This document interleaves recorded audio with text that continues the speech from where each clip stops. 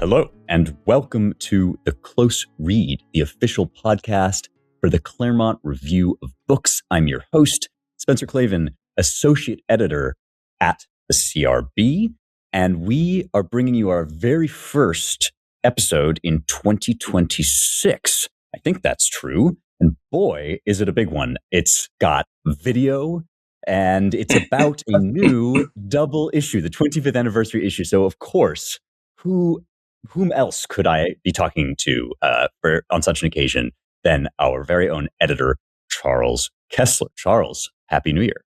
Yes, thank you. Happy 2026 to yes. You too, Spencer. Good to be with you. Right. Likewise, and this is our 2025 and 2026 issue. It's a double issue, as I mentioned, so it counts as both the fall 2025 volume and the winter 2026 volume, and the occasion is our 25th anniversary as a magazine, which is coming hard on the heels of America's 250th anniversary as a country, or perhaps America's anniversary is coming hard on the heels of ours. I'm not sure which direction that goes, but in any case, it's now the 250th year of America. It was the 25th year of the magazine. We had an in-person IRL gathering, which is so rare these days. We had a beautiful gala in New York, and I thought we could just start out by telling our listeners a little bit about this momentous occasion and kind of lead into this big issue.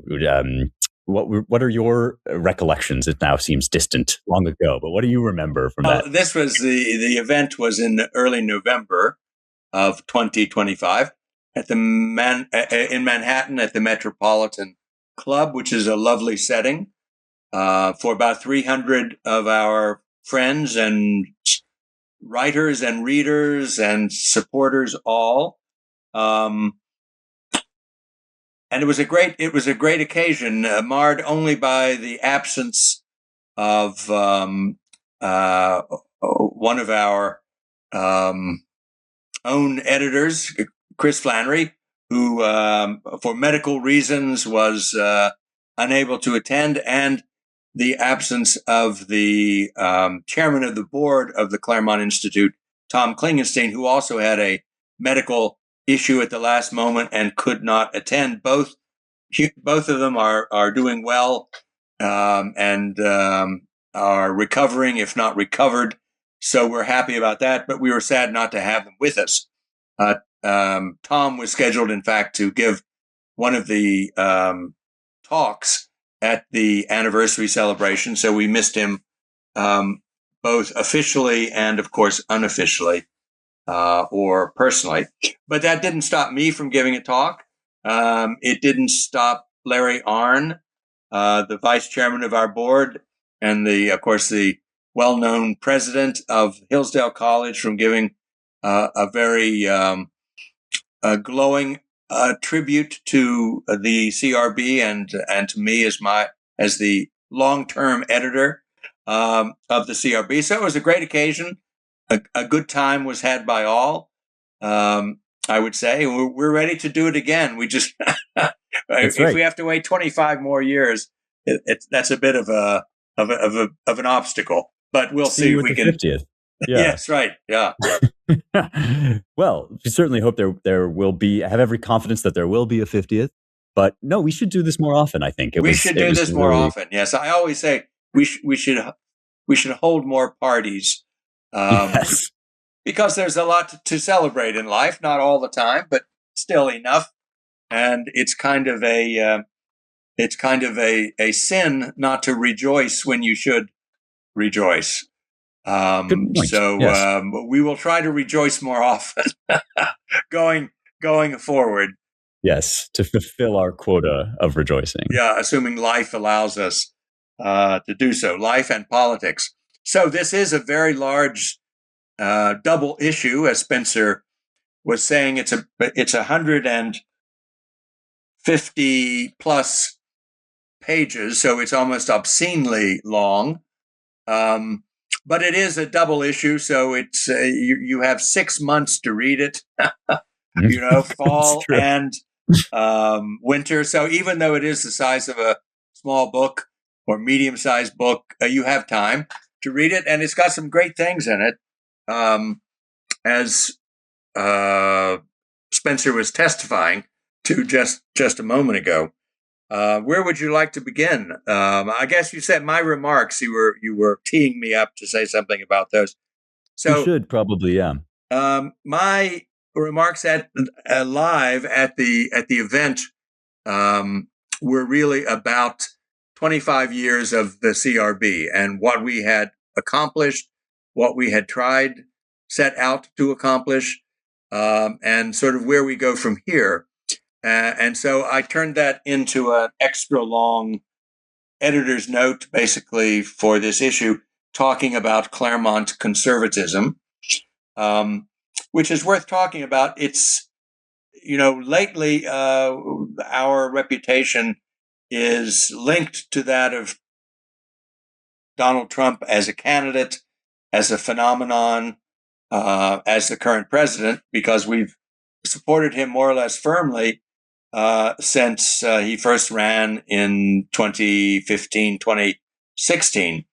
But the CRB obviously pre-existed Donald Trump's candidacy for the president. It's hard to believe that anything pre-existed Donald Trump's I know candidacy it's hard for to president. believe, but it's true. We were there, and so we have a kind of interesting perspective on Trump, in that we had taken many positions which anticipated, I would say, his own trajectory, or parts at least of his own trajectory, once he ran for the presidency as a serious candidate. And so we have had a long, not just since 2016, but in a way, our complaints about the old style conservatism, the successes, but also the failures of the Reagan administration and the Reagan generation are well known. We famously, opposed the Bush administration, the second Bush the Younger's administration's attempt to bring Jeffersonian democracy to the Middle East. We supported the war coming out of 9/11 in Afghanistan and in Iraq, but we never thought that war should turn into a permanent occupation or an attempt to transform the political culture and history of the Middle East. That we thought was a bridge too far, and we opposed that from the beginning. And indeed, one of the evidence of that is that we created a special feature in the magazine called Victory Watch, which I asked our old friend Angelo Codevilla to write for. He wrote most of the Victory Watch columns. I wrote a few, and our famous novelist friend and military commentator Mark Helprin wrote a couple as well. So there were three of us who pitched in to write Victory Watch. The origin of this feature was that we feared that the aftermath of 9/11 would not be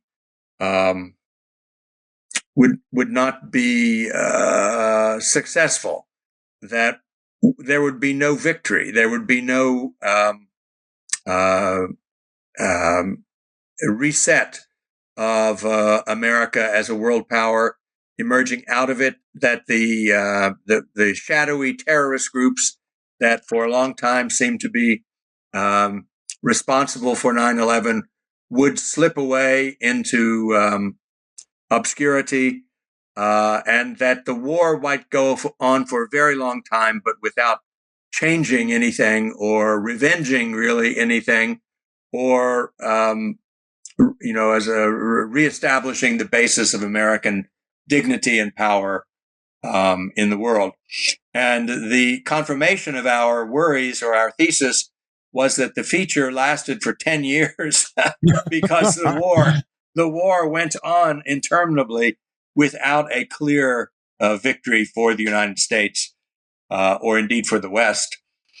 And therefore, we were all too prescient, it turned out. We were, of course, we regretted that deeply, but we did predict it. And we were suspicious that things would go that way, and they did go that way. And you didn't have to be or wait around for Donald Trump's objections to those wars to anticipate that they would not go well and why they would not go well. And I'm proud to say CRB was in the vanguard of that opposition, you might say, to the larger imperial aspirations of the U.S. response to 9/11. But there are many other issues on immigration, on the rollback of affirmative action and race-based discrimination and reverse discrimination, which the magazine was well out in the lead on before the conservative movement as a whole caught up to us to the extent it ever did. And so I took the occasion of these remarks and this short essay to brag a little bit about where we had been right and what we had been thinking all along, and the thoughts which more or less continue to drive our thinking into the future. That was my small part of this big double issue. Was a kind of autobiographical account of the magazine and what we set out to do and what we're still trying to do. Because the restoration, you might say, of self-government to the country, which is certainly a major part of the Trump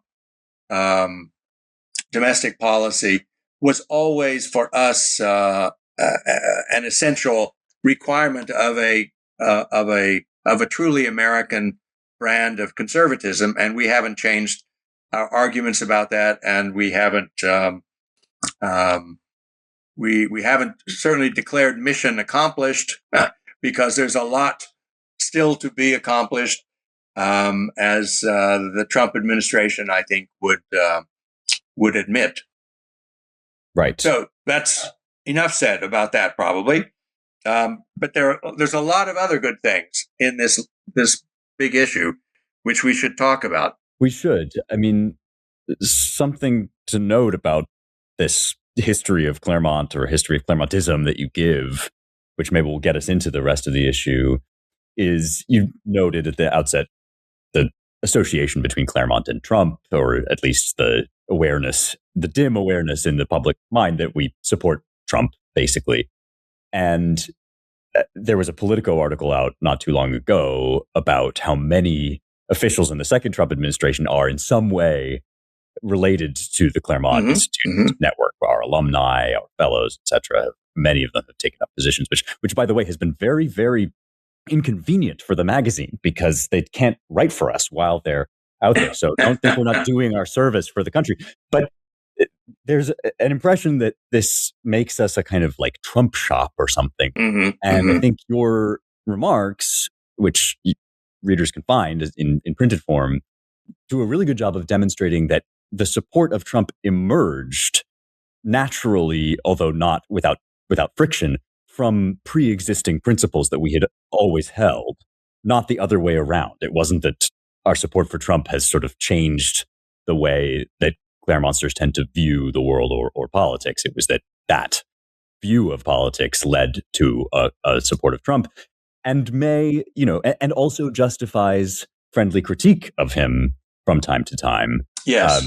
Which is what I was thinking as you were talking about Victory Watch, that we're recording this now amid an extremely eventful first month of 2026 when it comes to foreign policy. We've had the abduction of Nicolas Maduro in Venezuela.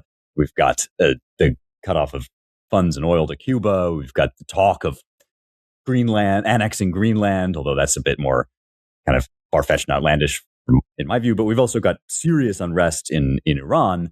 And all of this hadn't happened when we were putting the issue together, but there are some pieces. We've got this review by Paul Rahe, An Unforeseen Revolution, about Iran, the broader history of Iran, that I think will, these pieces have become suddenly relevant in ways. That's right. I mean, this is Paul Rahe, who's of course an outstanding classical historian, expert on the Peloponnesian War and on Athenian and Spartan, especially foreign policy in that war and around that war.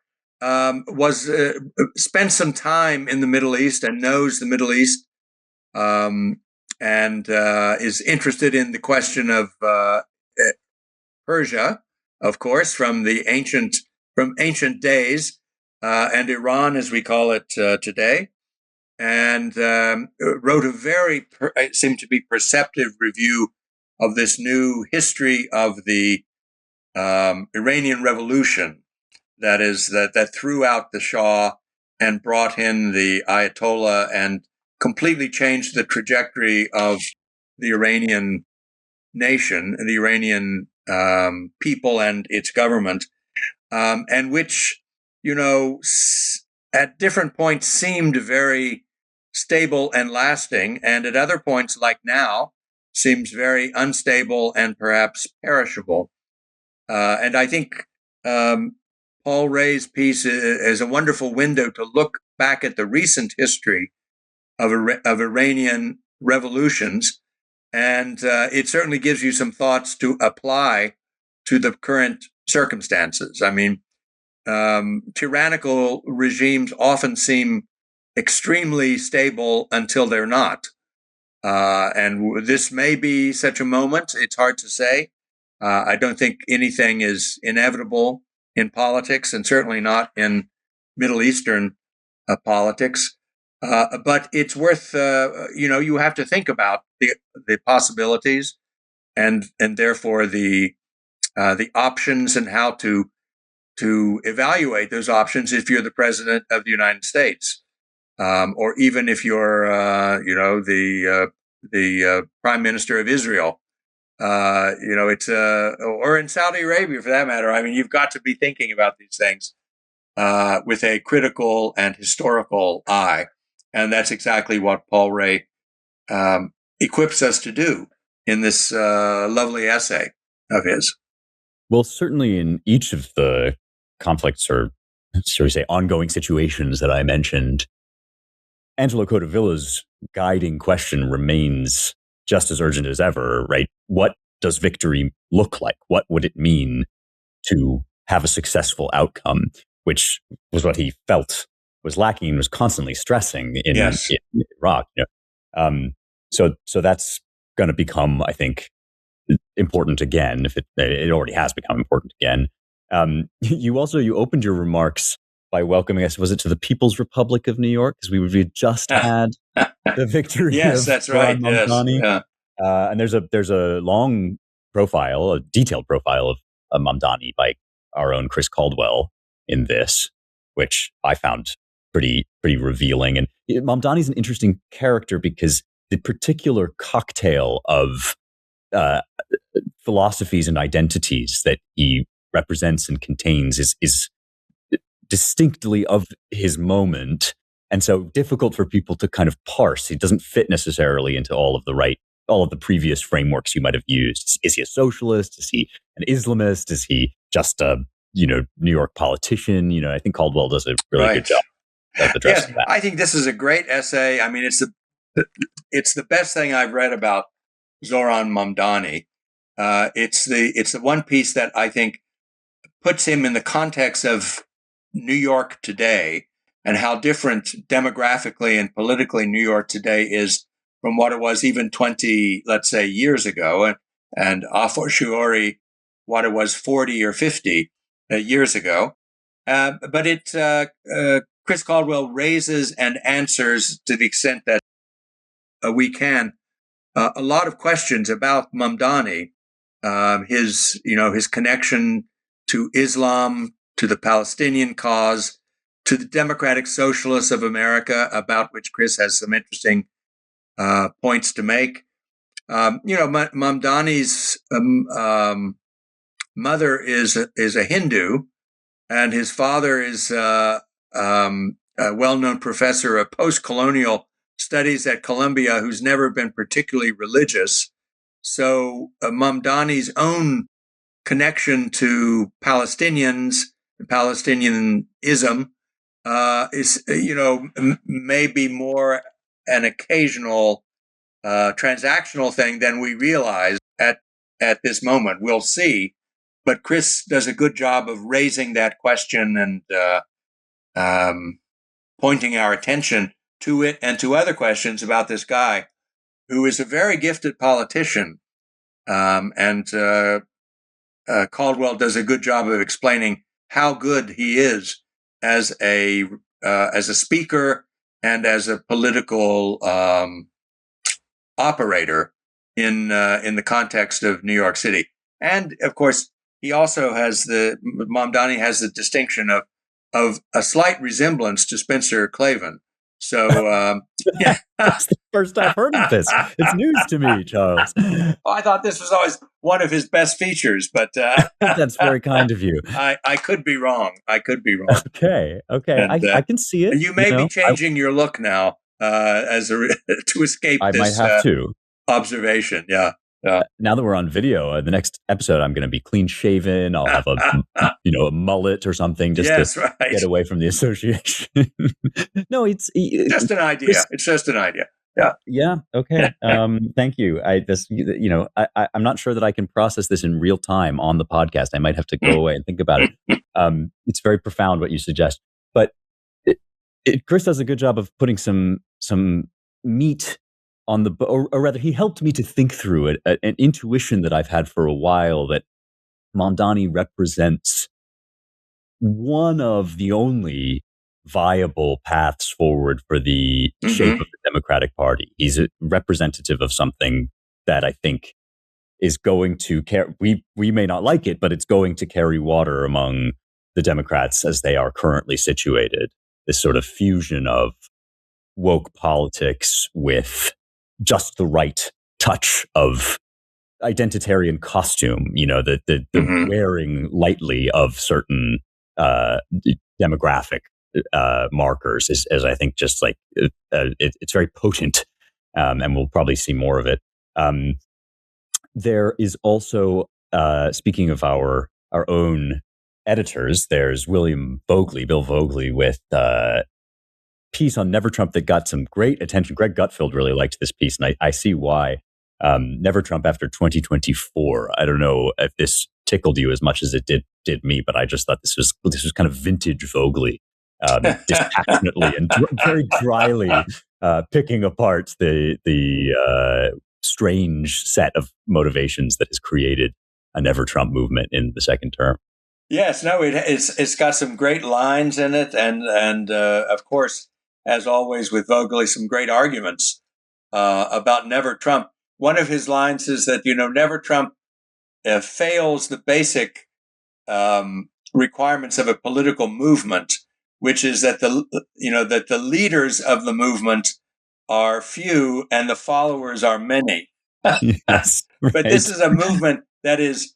There are no followers except for the leaders of the movement, who are unemployed former journalists and unemployed former, mostly Republican political operatives or bureaucrats of one kind or another. And Voegeli has good fun with that side of it.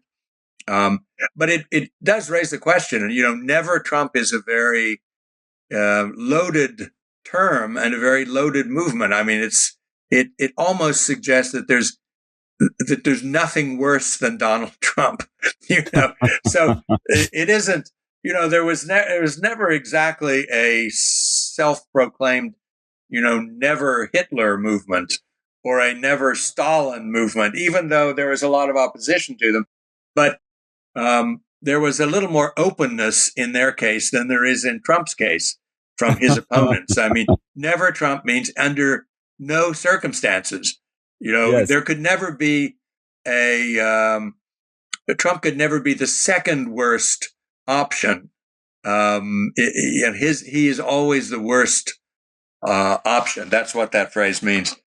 betokens, among other things, a failure of imagination, I would Yes, think. it's certainly a huge failure of imagination, and a huge and continuing misreading of the American public. I mean, when the people vote again and again for the so-called end of democracy or the end of our democracy, I mean, you have to wonder about that. It's not that it's impossible for the people to become enemies of decent, Republican government or constitutional government. That's possible, but that really is not what the Never Trump chorus is singing these days. Their usual the music they respond to these days is that there's something wrong with the American people. They don't understand, a threat to democracy when they see one. They don't, they can't tell the obvious similarities between Hitler and Donald Trump, even though they're right under their nose. Which, does lead to the suggestion, as Bill argues, that maybe there aren't so many obvious similarities between Hitler and Donald Trump, and that it's not that they're not seeing what's under their nose, it's that it's not there. That the one thing that Never Trumpers could never consider is that they were wrong in their understanding of Trump, that they stopped thinking about Trump long ago. And so they never really understood him or his movement, and thus the current state of American politics. They just deplore it, but they don't understand it or don't even try. I know, Charles, that you're not a great consumer of memes, but you are a great consumer of pop culture in various guises. So I imagine you've seen a fair bit of The Simpsons. Yes. Yes. Okay. So there's that episode where Principal Skinner is wondering if he might be. He says, "Wait, am I out of touch?" And he thinks for a bit, and then he says, "No, it is the children who are wrong." And that has become a kind of all-purpose internet meme and applies here. Are we out of touch? No, it is the people who are wrong for voting again and again. Yeah. No, this is I think kind of two our editors. I always really admire both Bill and Chris, but this time they've given us two kind of authoritative takes on a subject that has been widely discussed, which I think is that's quite right. That's quite right. Something to boast. Yeah. Also, we have got this piece by Helen Andrews, whom we always love to hear from, on Charlie Kirk. We thought we couldn't let. This is our first issue since the murder of Charlie Kirk, and we decided we obviously couldn't let the issue pass without some comment. And Helen, I think, does a really lovely job describing the significance not just of the event, but of the bifurcated reaction to it. As the late Scott Adams might say, the idea that we're watching two movies comes across here. Two different movies comes across here. And I think that's also become apparent since this piece was published, in the aftermath of in the way that Kirk's memory has been treated. For a certain section of the populace, he remains a defining figure. And yet, for others, who were more inclined to kind of shrug off or minimize the event, he's become, if anything, kind of a meme. So I wondered actually what you thought of both this piece and kind of the fallout of that at the time, very momentous event. Yes, no, I think it's still momentous. Its implications are still being worked out, I would say. And Helen Andrews does a great job of capturing both the outrage of half the country and the indifference or even recriminations or celebration, one might even say, of another part of the country, far from half of it, I would say, but still a significant part of it. I've, it's interesting to me that one of the things that happened at his memorial service, where the president and the vice presidents and many other major, political figures attended, was the difference between his widow's forgiving the assassin of her husband on basically Christian grounds, and Trump refusing to forgive him, basically on, you might say, pagan grounds, or on political grounds of the old school, which is that he's an enemy of things I hold dear, and things that I admire piously, and he doesn't deserve forgiveness. And that contrast, at the memorial service was very shocking in a way, to show you something about the nature of American politics. I mean, there is a lot of Christianity, one way or another, in American politics, underlying American politics. But there's also a kind of old-fashioned pagan Republican spirit as well, a kind of Roman element of the American character, which is not inclined to be forgiving in politics. Yes, this was, as you may imagine, a very striking contrast for me as well. And it's particularly interesting because there is a Christian interpretation of that contrast that reconciles them. I mean, it's part of, I think, the American tradition, because there is such a strong republic, Roman pagan element in our politics. It's part of the American tradition to understand that as what you might call sphere sovereignty, or separate spheres, that in politics, we hate enemies almost definitionally. That's what it means to proceed. Enemies of the state is a phrase that we use to designate, people that are hostile toward the state and the state is hostile to them.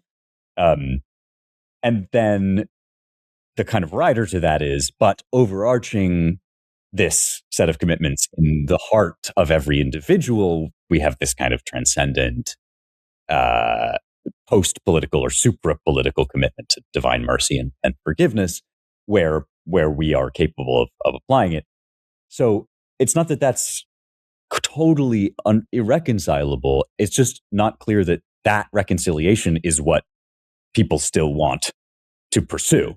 In other words, it seems like those two spheres are sort of separating out from one another more and more. And there's a bit of a jump ball going on. Yes, right? Yes. Or which horse will lead which cart, I guess. And we only have to mention the name of Dante and the Inferno to recall that there's a robust Christian political strain, which is maybe not so robust anymore. But there's a lot of, as you know, a lot of political score settling in hell, in the Inferno, and there's a lot of payback for very bad politicians and political decisions. Not a lot of forgiveness, it turns out, but then they didn't ask for forgiveness, most of them. So there's not necessarily a contradiction there. But Brutus and other political assassins don't fare very well. In fact, they end up at the bottom of hell. And so it's hard to speak about Christianity easily because it's such a multivariant phenomenon. But speaking of Brutus, there's an essay on Caesar, Julius Caesar, in this issue by Zohran Mamdani, I think. Oh no, wait, he's the guy that looks like Zohran Mamdani. Yes.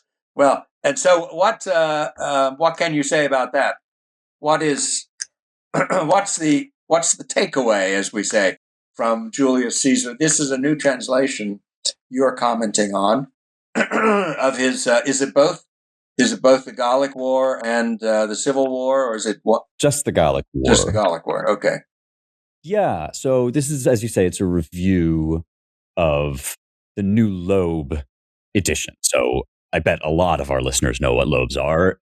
If we have some who don't, these are, if you see those green and red kind of uniform Harvard, pleasingly uniform Harvard editions of various classical texts. This is a collection, a prestigious collection. And so the Loeb translation, the issuing of a new Loeb translation is kind of an event, because this is the version that a lot of students and classicists are going to refer to. They're very convenient. You've got the English on the right side and the Latin on the other. Facing page, as they used to say. A facing page edition, yeah. I think I say that I called it a facing page, but then thought I had to define what that meant because, I don't know if people still say that. But they're still incredibly handy. And this text, besides being obviously worthy of study in its own right, has for a very long time been the kind of learner's text in the classical kind of Latin course of study. So if you take Latin, if you took Latin back in the day when people took Latin, you would spend time memorizing your verb tables and your paradigms and your declensions and so on. And then when you were finally ready, thrillingly, to read an original work, it was often the case that you would start with Caesar's Gallic War. And this is something that Caesar himself would have been delighted to learn, because he was, among other things, a really particular stylist. He had very definite ideas about how to write in Latin, and they reflected his ideas about what it meant to be a Roman, that Latin should be clean, forceful, direct, pure, muscular, etc. So the essay in some ways is just an occasion. It uses the occasion of the Loeb to marvel at what an astonishing document the Gallic Wars is, or the Gallic War, I should say, is. It's not only is it written in lucid Latin prose that you can get a handle on pretty relatively easily, it's also a firsthand field report of the campaign that made Caesar Caesar. I mean, this was before he crossed the Rubicon. He was, put in charge of this unruly patch of land that the Romans had in what is now France, and within a very short span of time ended up conquering the entirety of what is now France, creating the region, defining the borders of France in the process. And so this established him as somebody with the ability to enter a confused and a chaotic political landscape and simply impose his will and his view of things through force, but also through charisma, through appeal to esprit de corps. He was beloved of his soldiers in a time when the army was feeling a bit disaffected from the Senate. And so this made him incredibly magnetic, powerful, and dangerous, as people then learned and confirmed when he became Rome's dictator for life. So this in itself, I think, is just worth kind of remembering, talking about. But it's also worth noting that the new translation, which is serviceable, works fine, is not inaccurate, comes along with a new attitude about Caesar and about translating people like Caesar, which is that we almost shouldn't. We might have some doubt about whether it's even worth translating him or reading him, or whether we should sort of resist and subvert his pluralistic language. And so I write a little bit in the review about what a kind of flattening and an empty way that is of approaching. Obviously, Caesar has always been a controversial figure. You don't have to love or endorse him to think that it's eminently worthwhile to learn from him. And in fact, one major reason why you might study his words carefully is to understand what sorts of forces produced a man like Caesar, and how you might avoid, as Lincoln famously kind of meditates upon how a republic can avoid succumbing to a Caesar. So it's a meditation on Caesar and also on the inadequacy of the kind of woke strain of scholarship when it comes to the classics.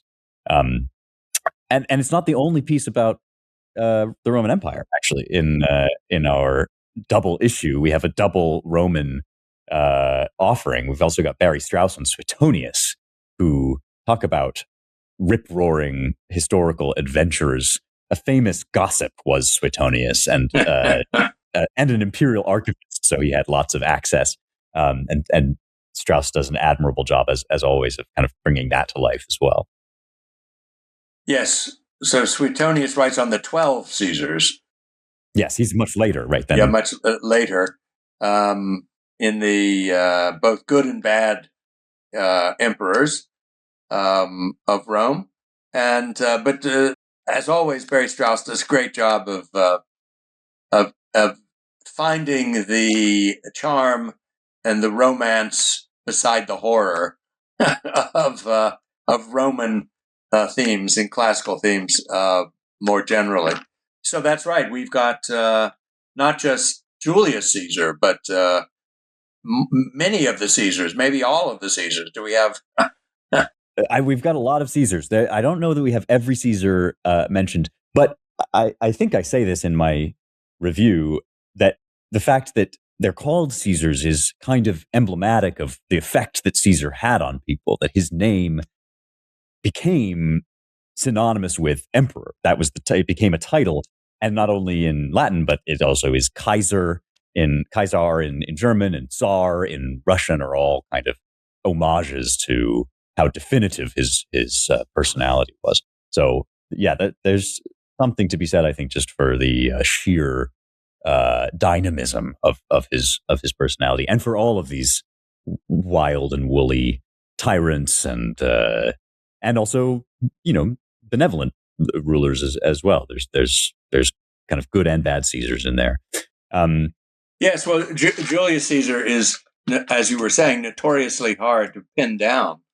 Is he a good or a bad political figure? I mean, the aforementioned Dante regarded him as as the founder of the Roman Empire, as a great man, and as a great proto-Christian, insofar as he creates the empire, that the universal empire that makes possible a home for a universal religion, to be named later.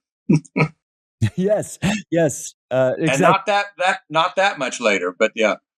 Right, the placeholder space. It's true. Yeah, are you a good witch or a bad witch? Julius Caesar is I think a legitimate and much debated question. I mean, there's also the kind of Hegelian.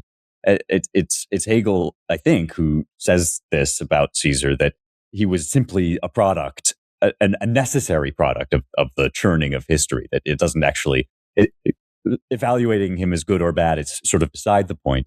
I'm speaking now completely off the top of my head, so our listeners can write in and tell me if I'm wrong, but I think that Dante puts Caesar, interestingly, in purgatory among the salvageable sodomites. So there's sodomites in hell, but there's also sodomites in purgatory. And I think Caesar is one of them. So on the one hand, yeah, he is this world historic figure. On the other hand, he has to take his place kind of in the middling range of Christian figures on their way up to heaven. It's very interesting. Well, yes, but then Dante also wrote an essay on monarchy, which is, I would say, friendlier maybe to Caesar than what he actually says in the comedy. But we'll leave that to our readers to research and correct us if we in fact err on these questions. Did Caesar have? Here's a question. What sort of philosophical education, if any, did Julius Caesar have? That's a terrific question. I'm not sure that we're in a position to answer it with really definite clarity. So he does, come to prominence in an age when Rome is very much concerned with the dispute between the Stoics and the Epicureans.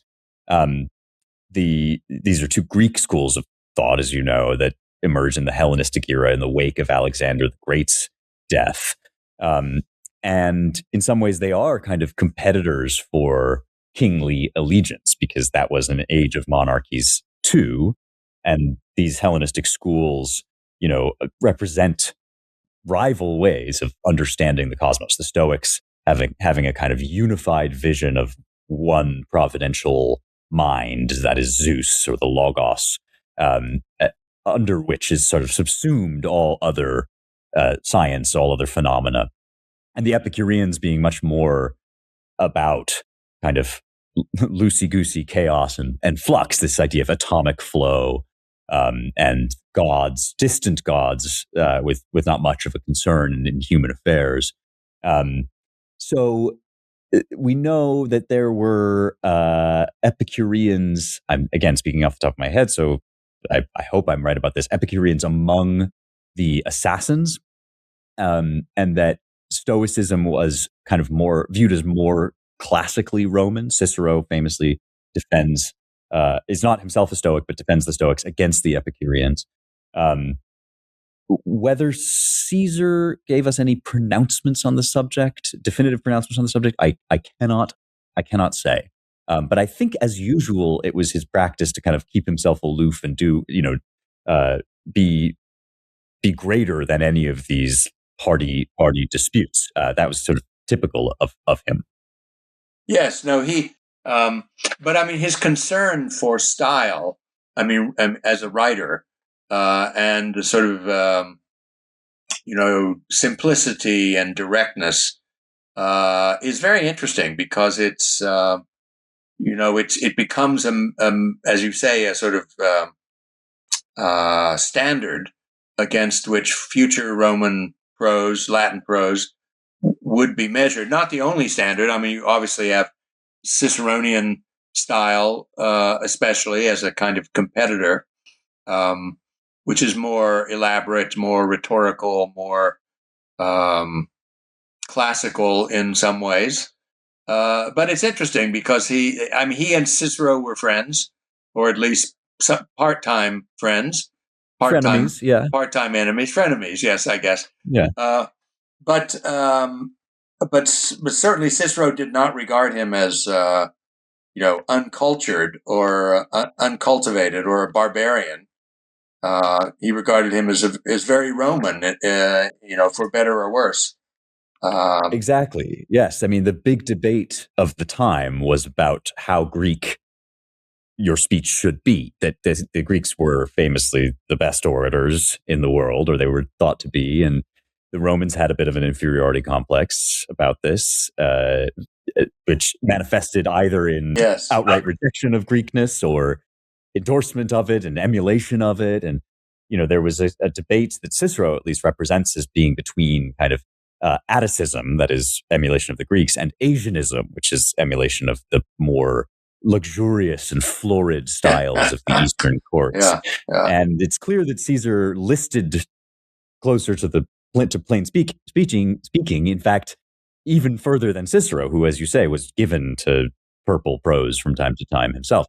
And yeah, I do think that is consistent with, he wrote a whole treatise that is now lost, except for fragments, the De Analogia, about proper style, and is completely consistent with everything else we know about him. This kind of directness, forthright, simplicity, even to the point of kind of forcing himself upon debates that have been raging for. I mean, this is what he did with the Civil War. The Civil War was this internecine conflict among endlessly proliferating parties and disputants, and it was Caesar who finally kind of just cut through that Gordian knot, like his hero Alexander. So yeah.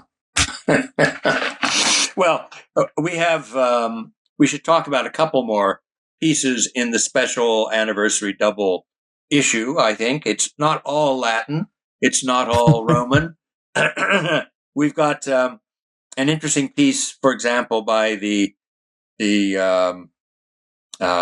classically trained Nathan Penkovsky on Watergate, a kind of review of the literature and the fluctuating historical understanding of what Watergate was and what role Nixon had in it and what penalty he paid for the Watergate phenomenon, and Nixon as an early example of the legislature ganging up on the executive and essentially forcing the executive out of office, which is in the Trump world a kind of familiar theme.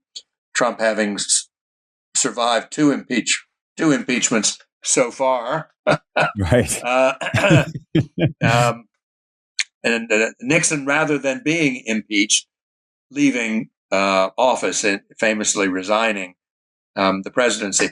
But this is a very powerful piece, I think, because it attempts to it defends Nixon, and it's controversial because not every conservative then or now thinks Nixon was worthy of defense or was a real conservative, but he was often seen as a more mainstream Republican, even liberal Republican type who was not ashamed to do what was necessary to get elected, including making friends with conservatives without actually befriending them in any serious way. What did you make of it, Spencer? Well, so Nixon revisionism is not itself new. This is something we've encountered basically ever since the Watergate scandal. But I think what's new in this piece is its position in history, which Nathan is in a position, I think, to very ably make use of. In other words, it's not so much our knowledge about what happened in Watergate that has changed, although some new details have emerged, but rather our knowledge of the attitude that Nixon's ouster represented. In other words, this looks a lot different in the wake of Donald Trump, the resistance, and 2020, when it's possible both to have criticisms of Nixon and to see a dedicated opposition to like any Republican president as part of a really like structural left in Washington. And that to me is the most interesting part of this reconsideration. I am by no means the historian to sort of adjudicate the modern historian to sort of adjudicate which of these points of view is correct. I think we're going to probably. I think we'll see movement on public opinion. We're already seeing movement on public opinion about this, and I believe our friend Chris, the aforementioned Chris Caldwell, has also written from a similar perspective to Penkovsky's about Watergate. So I think that the mood of the right, not necessarily of all Republicans, but of the right wing in this country is one of a lot more impatience with kind of with the villainization of Nixon, let's say, and that's that's as far as I've personally gotten in my thinking on the subject. It's less about reevaluating Nixon as it is reevaluating the forces that were arrayed against him. And typically they are portrayed, or they have been portrayed, as intrepid, patriotic citizen journalists from being as neutral as possible. And it seems now as if instead we should understand them as very motivated and interested parties. And Pinkoski, I think, does a good job of arguing for that. Yeah, making it interesting is the what might have beens that one can raise about this, because if you remember, Nixon had just won an enormous victory in 1972. He'd just been reelected at almost personally in the Electoral College and in the percentage of the vote at sort of Rooseveltian levels, even though not much changed in the legislature. The Democrats remained tightly in control of the House and the Senate. But still, it was, that presidential victory was much greater than any that Donald Trump has won in 2016 or in 2024. It was really, it could have led to more earth-shattering kinds of political change, let's put it that way, if Nixon had not been forced out of office almost immediately, after that election. Before that election had a chance to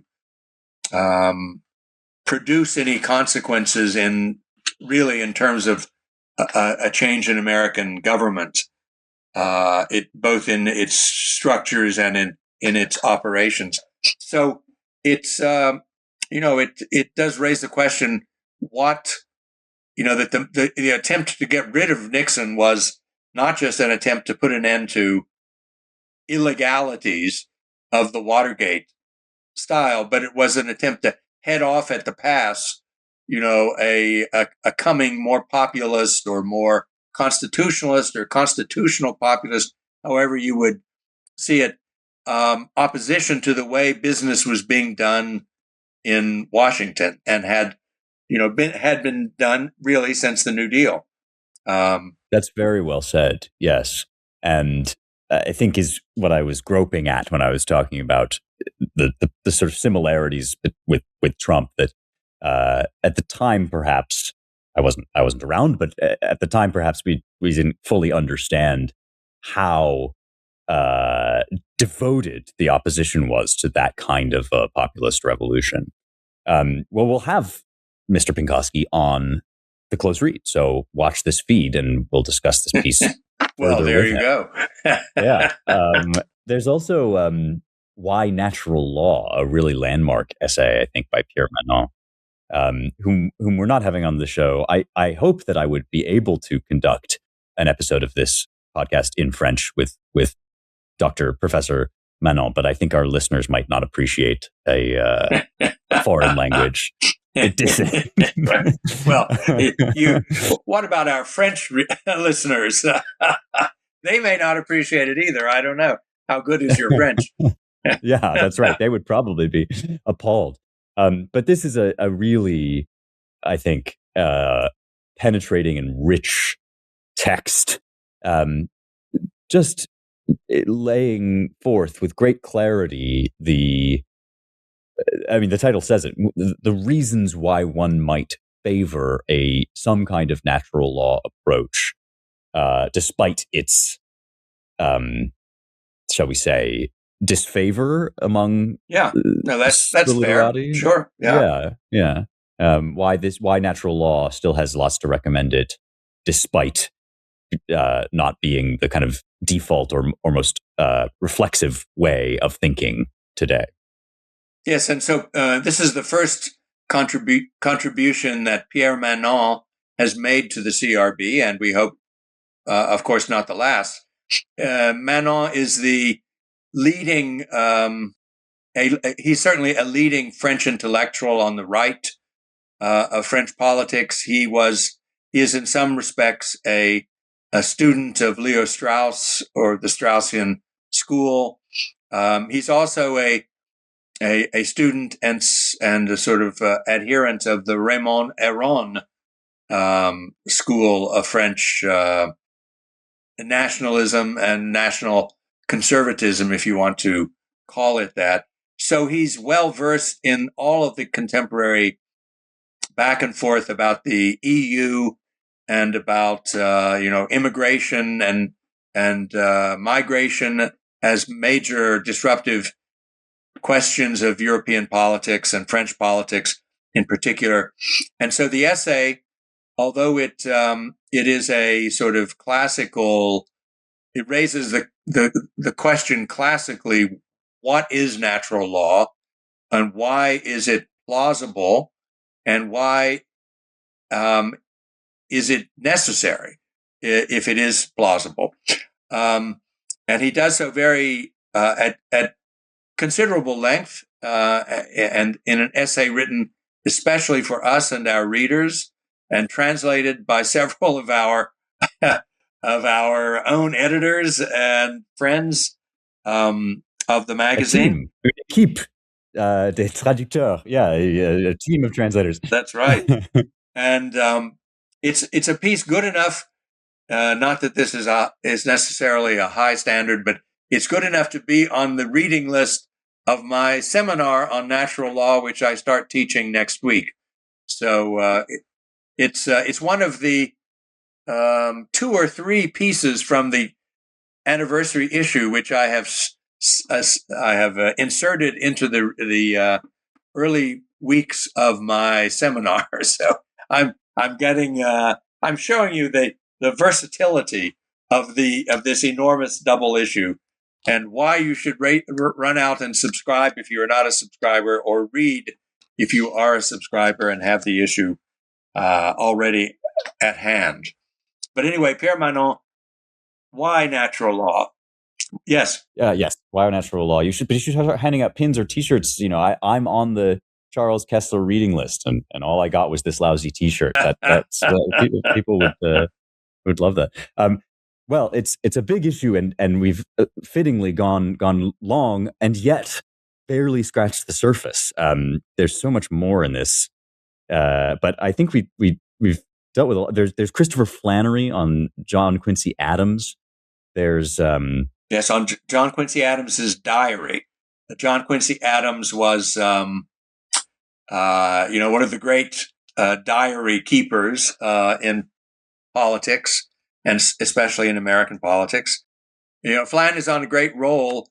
He had a cover story on James Garfield, the assassinated 19th century American president, a couple of issues ago, and what came out but a hugely popular was that on Amazon or was it on Netflix? I forgot. But a 4-part streaming sort of biography of James Garfield, of all things. So Flann is really writing for Hollywood now. I hope he's getting royalties. Yeah, I hope so. But next will be John Quincy Adams, the movie. So you heard it here first. Flannery is working on Adams. This will not be his last essay for us on John Quincy Adams. This is really his first essay, or first in a series, maybe. But it's a very good one. And, John Quincy Adams is a very big brain in American politics. And he wasn't such a successful American politician by conventional standards, but he did a lot of good, and he left a lot of intellectual and moral markers that future generations would come to respect and to observe, even to some extent. So anyway, Christopher Flannery has this piece at the back of this long issue. Joe Bassett, political scientist, has a great review of a book on COVID-19 and the failed Republican response, small r Republican, to the to the pandemic not so long ago, which failed response by legislatures, in particular state legislatures as well as the national legislature, gave to the state executives in particular a large larger than necessary role in setting American policy in regard to COVID and the shutdowns, the all of the issues that still linger in our politics as a result of it.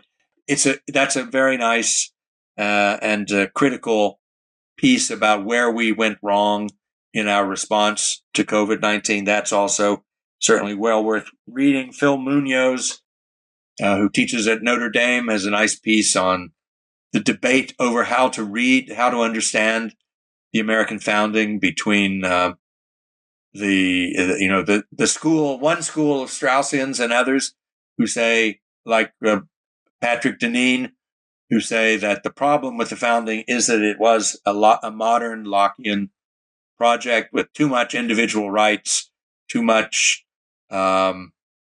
little in the way of a cultural or moral agenda. And the other kind of, so-called West Coast Straussians and other Catholic writers, besides Deneen himself, who take the opposite point of view and say there's more in common between America and the ancients and the Christians than the sort of secular reading of the founding by Deneen and others would suggest. Anyway, it's it's a rich issue. It's almost an embarrassment of riches, but not quite. So, no, we're not. Don't we're hesitate. Exactly. Be not embarrassed. No, I mean, Heather McDonald, Ed Fazer, Jim Stoner. The list goes on and can be found actually in full on the cover. The cover is a beautiful kind of array of all the great authors. Heather McDonald reviewing a novel, which is maybe unprecedented, certainly unusual. And she does it in our pages, and it's a novel about woke education, and what parents have to do in order to get their children into woke universities that have unfortunately large reputations in the world. And it's good, and it's a funny book, funny novel, and it's a very good review. Yes, so Heather McDonald, CRB exclusive. That's right. Please, yes, we welcome you with open arms. Well, it's the fall 2025 and winter 2026 double issue of the CRB, perfect bound with a kind of book type spine, which is already in your mailbox if you are a subscriber. And if you're not a subscriber, I need you to seriously re-examine your life choices, reflect, ponder, meditate, and mend your ways. You can do that at ClaremontReviewOfBooks.com. And we will be digging into this issue throughout the weeks and months to come. But this has been a delight as ever, Charles. Thank you very much for... Thank you, Spencer. Always a pleasure to be with you and to discuss the issues of the day and of many days in the past and maybe even in the future as they arise. Thank you. Yes, all that is and has been and ever will be. Amen. See you next time. All right. Thanks.